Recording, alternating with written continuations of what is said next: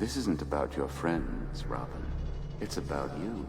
It's always been about you. What? Sending trouble your way, leaving cryptic clues for you to unravel. I was testing you for some time. No, right there. Please have a seat. Okay. Right there. Set the phone down, please. What is your plan here tonight?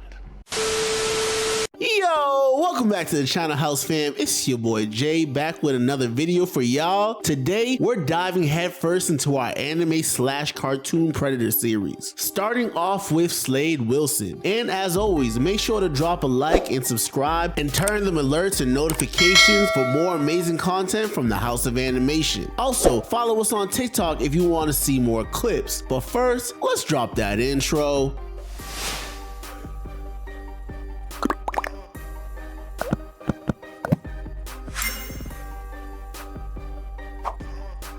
A major reason my childhood was so lit was because of all the amazing cartoons and anime series that had me glued to the TV. Great storylines and characters, but best of all, some of the greatest villains of all time. Your boy was blessed. Looking back as an adult, and even when I was a kid, some always felt a little sus to me. One name that ranks high on that list as a master manipulator and a cunning antagonist is Slade Wilson. Behind the mask lies not just a formidable foe, but a cunning predator. That man is sick. Today we breaking down why Slade Joseph Wilson is a predator and should not only be placed in jail, but thrown under it. To most, this version of Deathstroke may just be a kid-friendly version, but make no mistake, I always felt like the writers always had a hidden creepy undertone written into his otherwise great character. So let's break this joint down. The definition of a predator is an animal that naturally preys on others, or a person who ruthlessly exploits others. Boy, with that definition alone, we could lock this man up for 3 lifetimes. Slade isn't your typical supervillain. He doesn't rely solely on brute strength or superpowers. Nah, his methods are far more insidious. He preys on the vulnerabilities of others, using all forms of manipulation and deception to achieve his sinister objectives. When we first meet this man, he's a shadowy figure lurking in the dark and behind some of the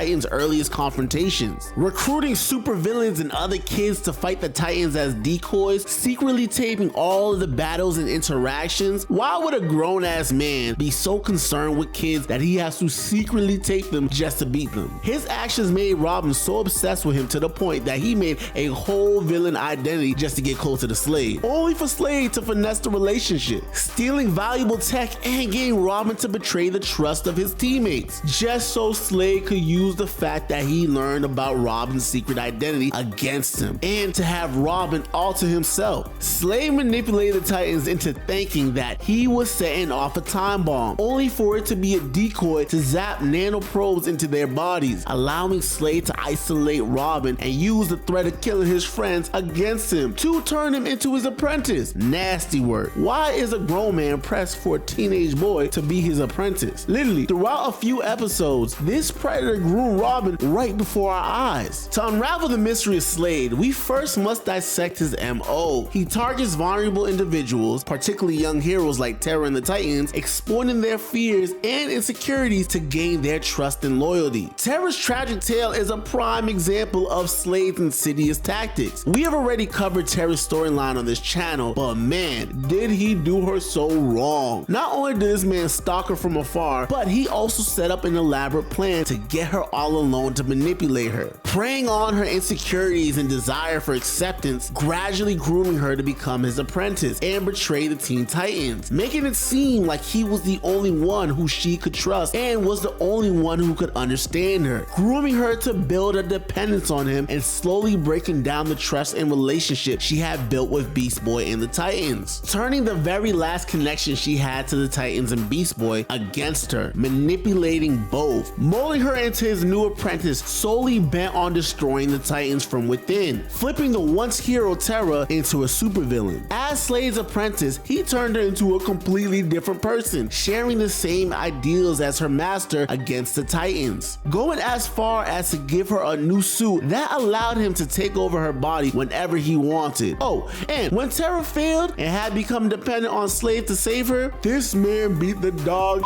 shit out of her. Even when she was going to leave, he took over her body and almost made her kill Beast Boy. Slade's predatory behavior goes beyond mere manipulation. He engages in invasive surveillance, stalking his prey, and gathering information to use against him. His use of technology to spy on the Titans demonstrated a complete disregard for their privacy and autonomy. He violated their personal boundaries, turning their own home into a battleground of fear and paranoia. This ninja was so obsessed that even in death, he had to make sure that his favorite boy Wonder was being preyed on. In the ultimate petty move, he added hallucinogens to his old gear, so if Robin ever looked through his stuff when he left when he died, Robin would essentially have panic attacks until he died too. The ghost of Slade now lived in Robin's head rent-free. At every turn and every corner, Slade would be there, egging Robin on, getting under his skin. The only person who could see Slade was Robin. That's how deep this man went. No diddy. Slade's predatory ways were so bad that Robin was getting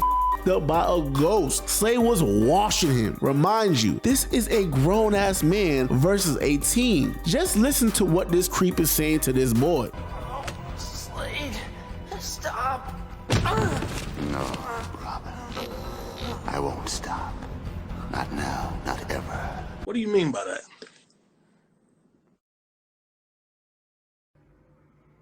Boy, if you don't get...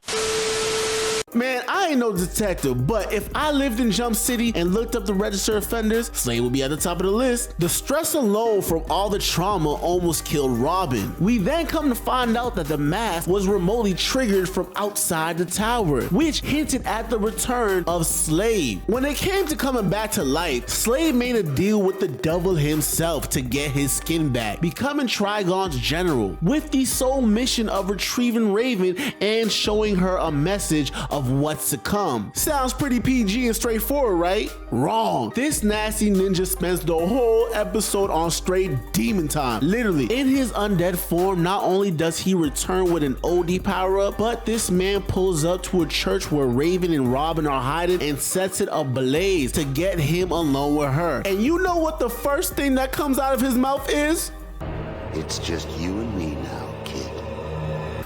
Nah, I'm not even making this up. Hell bent on delivering Trigon's message, he was on Raven's ass throughout the city. When he finally gets his hands on her, oh man, it's bad. But I'm just gonna let y'all be the judge. What you have concealed, you shall become. Your destiny shall be fulfilled.